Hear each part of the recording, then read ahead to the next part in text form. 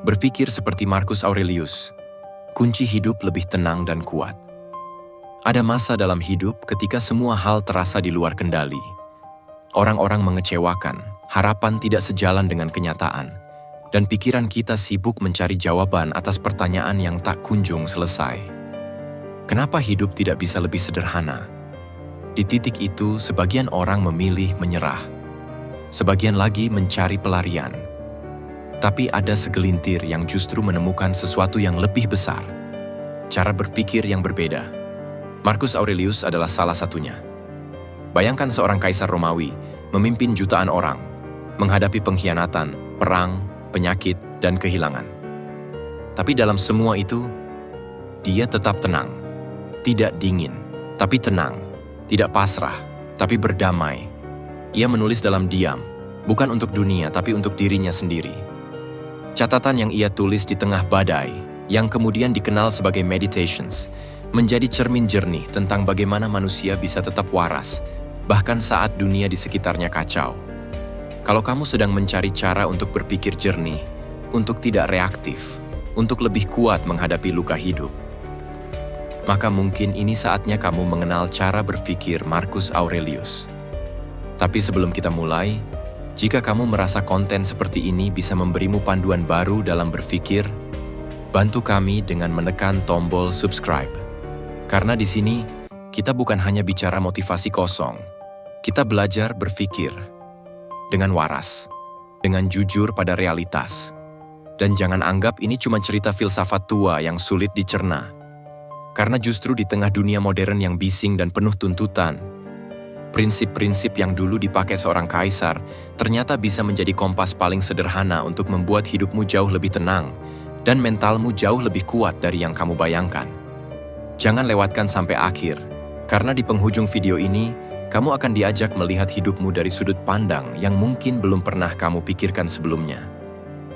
Marcus Aurelius tidak menulis untuk mengesankan siapapun. Ia menulis untuk bertahan, untuk tetap waras, untuk tidak larut dalam amarah dan kekacauan yang mengelilinginya. Dan mungkin itulah yang membuat catatannya begitu jujur. Ia tidak sedang mengajar, ia sedang mengingatkan dirinya sendiri bahwa ia hanyalah manusia, bahwa ia tidak bisa mengendalikan dunia, tapi ia bisa mengendalikan pikirannya. Dan disitulah letak ketenangan yang sejati, bukan dari hal-hal yang berjalan sesuai keinginan, tapi dari cara kita menerima kenyataan saat semua tidak sesuai harapan. Marcus mengajarkan satu hal yang sering kita lupakan, bahwa hidup bukan tentang bagaimana membuat semua orang menyukai kita, atau semua rencana berjalan sempurna, tapi tentang bagaimana kita berdiri, tetap bernapas, tetap berpikir jernih, saat semua tidak berjalan seperti yang kita inginkan.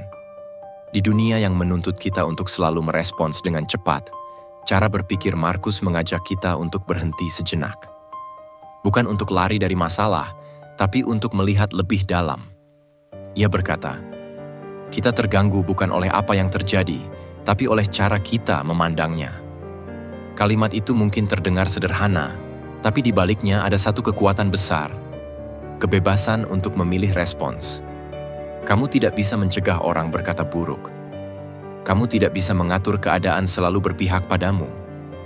Tapi kamu bisa memutuskan, apakah kamu akan membiarkan hal-hal itu mencuri ketenanganmu? Marcus tidak menyangkal emosi. Ia tidak menjadi robot. Ia hanya belajar untuk tidak menjadi budak dari pikirannya sendiri. Karena ia tahu, saat kamu tidak bisa membedakan mana kenyataan dan mana asumsi dalam kepalamu, kamu akan hidup dalam ketakutan yang kamu ciptakan sendiri. Banyak orang hari ini hidup dengan kepala yang penuh, tapi hati yang kosong. Penuh asumsi, penuh overthinking, penuh prasangka, tapi miskin kejelasan. Dan disitulah ajaran Marcus terasa begitu relevan. Ia tidak mengajakmu untuk menghindari masalah. Ia mengajakmu untuk berani menatap masalah dengan kepala dingin dan hati yang sadar. Hidup ini, kata Marcus, akan terus mempertemukan kita dengan kesulitan. Itu bukan kutukan, itu bagian dari kehidupan manusia. Tapi di setiap kesulitan, selalu ada pilihan. Apakah kita akan bereaksi dengan kepanikan, atau merespons dengan kejernihan? Bagi Markus, berpikir jernih bukanlah sesuatu yang mewah. Itu adalah kebutuhan dasar, karena tanpa kejernihan berpikir, kita akan mudah dikuasai oleh emosi, dan emosi yang tidak disaring akan menjadi akar dari penderitaan yang panjang. Dia mengajarkan keteguhan bukan dengan teriakan, tapi dengan keheningan yang mengakar. Ia menunjukkan bahwa kekuatan bukan selalu tentang menang, tapi tentang bertahan tanpa kehilangan diri sendiri. Kadang, orang mengira menjadi tenang berarti lemah.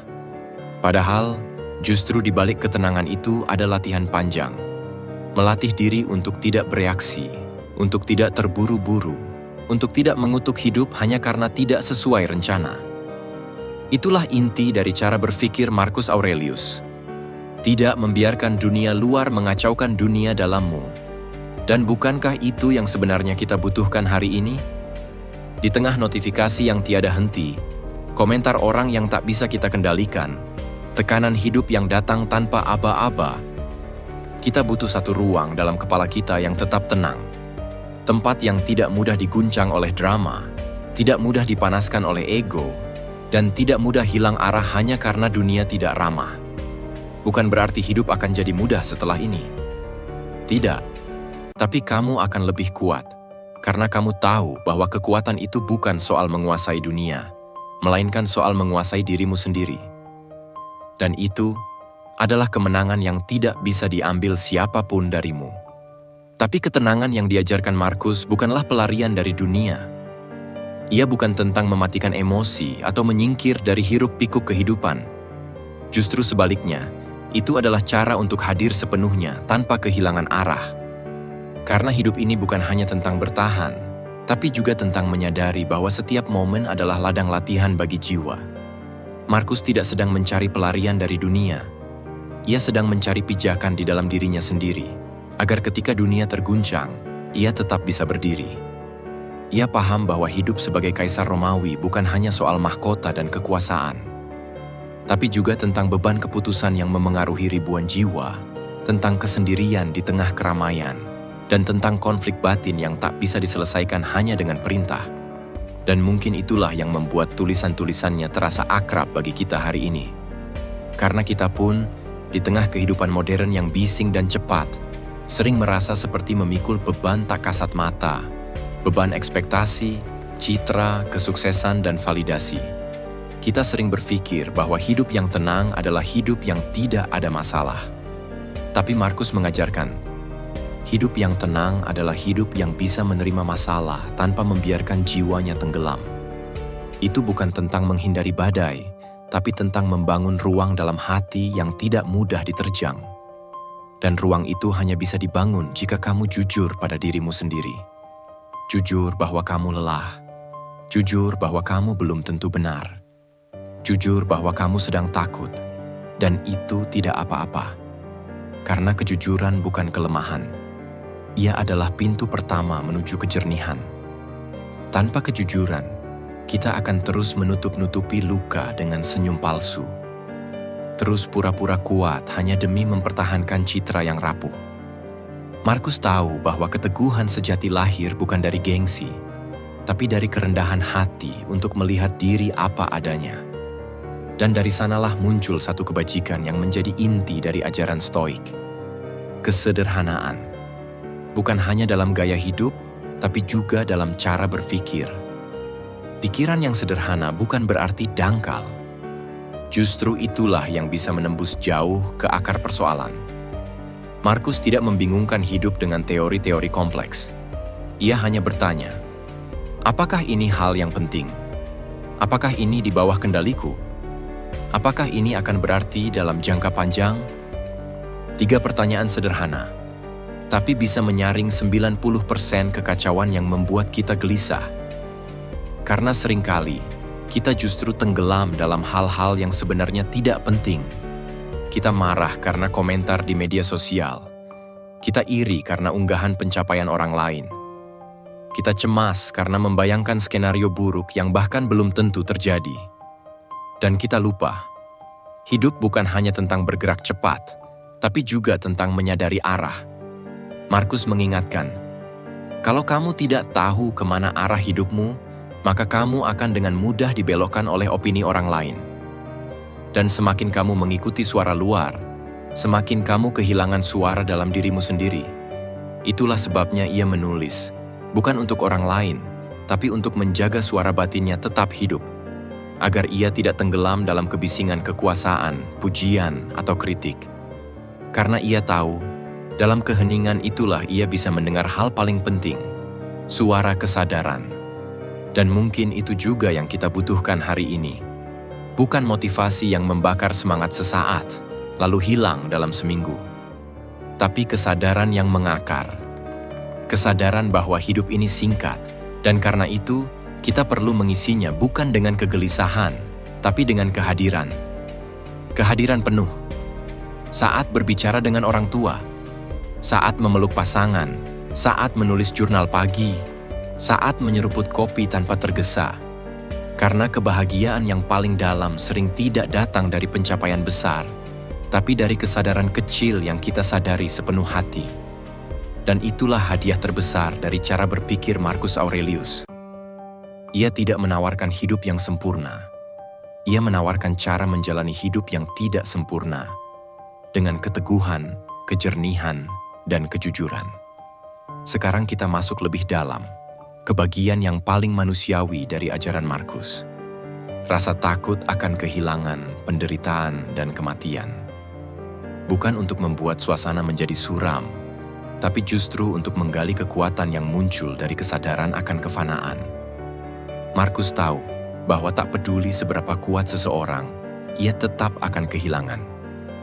Ia bisa saja seorang kaisar yang disegani, dikelilingi oleh pelayan, tentara, dan penasihat. Tapi ia tetap manusia.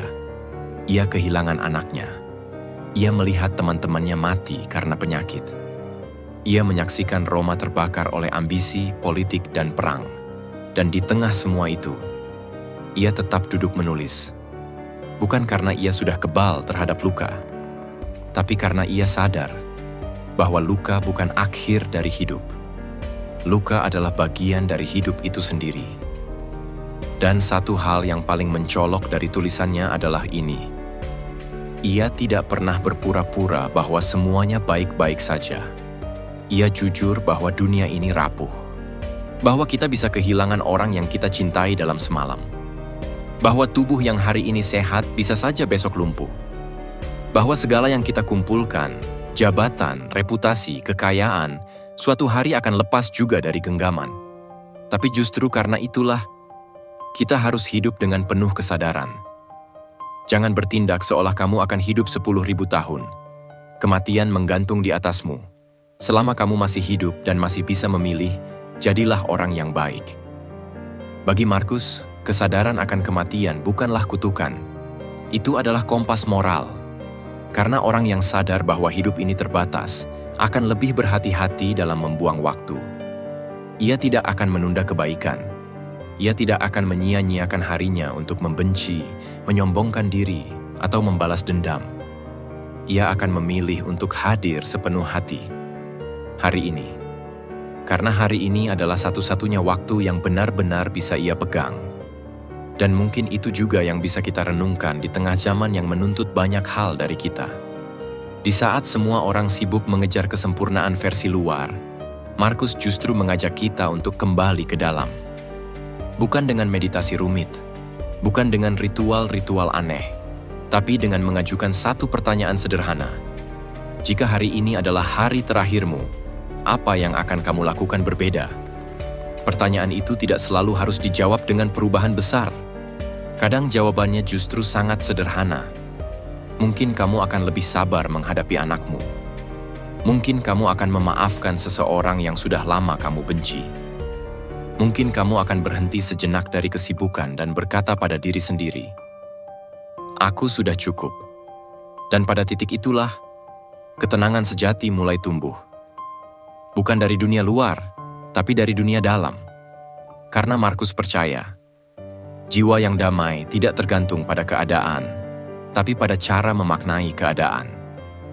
Jadi saat kamu merasa hidup ini terlalu berat, ingatlah, kamu bukan satu-satunya yang merasakannya. Seorang kaisar pun pernah duduk di ruang pribadinya, menulis dengan tangan gemetar, berusaha mencari makna dari penderitaan. Dan dari ruang sunyi itu, lahirlah hikmah yang bertahan ribuan tahun. Mungkin bukan karena ia punya semua jawaban, tapi karena ia berani menghadapi pertanyaan-pertanyaan paling menyakitkan, tanpa berpaling. Dan dari keberanian itulah, muncul kejernihan. Bayangkan seorang pria tua, duduk sendirian di tendanya, di tengah medan perang. Di luar, desingan anak panah, teriakan prajurit, dan ketakutan yang menggantung di udara. Tapi di dalam tenda itu, sunyi. Hanya suara pena yang menari di atas perkamen. Markus menulis bukan untuk dunia, bukan untuk rakyatnya, bukan untuk dikenang sebagai filsuf. Ia menulis untuk dirinya sendiri, untuk menyelamatkan jiwanya dari kekacauan dunia luar. Dan itulah yang membuat tulisannya begitu kuat. Karena ia tidak menggurui, ia bertanya, ia tidak memaksa, ia mengingatkan, ia tidak menawarkan solusi instan. Ia menunjukkan jalan yang pelan, tapi pasti, jalan kembali ke diri sendiri. You have power over your mind, not outside events. Realize this, and you will find strength. Kamu punya kuasa atas pikiranmu, bukan atas peristiwa di luar. Sadarilah ini, dan kamu akan menemukan kekuatan. Itulah warisan terbesarnya. Bukan kekaisaran, bukan kejayaan militer, tapi cara berpikir yang membuat manusia bisa tetap berdiri, bahkan saat seluruh dunia runtuh di sekitarnya. Dan mungkin, justru karena itu, Markus lebih dari sekadar kaisar. Ia adalah simbol dari seseorang yang memilih untuk tetap waras di tengah kegilaan, yang memilih ketenangan saat dunia memilih kegaduhan, yang memilih jernih berpikir saat semua orang saling teriak. Jadi, kalau hari ini kamu merasa sendirian, kalau kamu merasa hidupmu penuh tekanan, kalau kamu merasa semua ini tidak adil, terlalu berat, dan tidak ada yang mengerti, ingatlah, kamu tidak sendiri. Pernah ada seseorang ribuan tahun lalu yang juga merasa hal yang sama. Dan lewat tulisannya, dia seperti berkata, "Aku tahu rasanya, tapi tetaplah berpikir jernih, karena dalam kejernihan kamu akan menemukan jalan keluar." Dan jika kamu merasa narasi ini memberimu sedikit ruang untuk bernapas di tengah hidup yang sesak, tekan tombol subscribe sekarang. Bukan karena algoritma, tapi karena kamu berhak mendapat lebih banyak momen seperti ini. Momen yang menyentuh, membumi, dan menyadarkan. Sampai jumpa di video selanjutnya.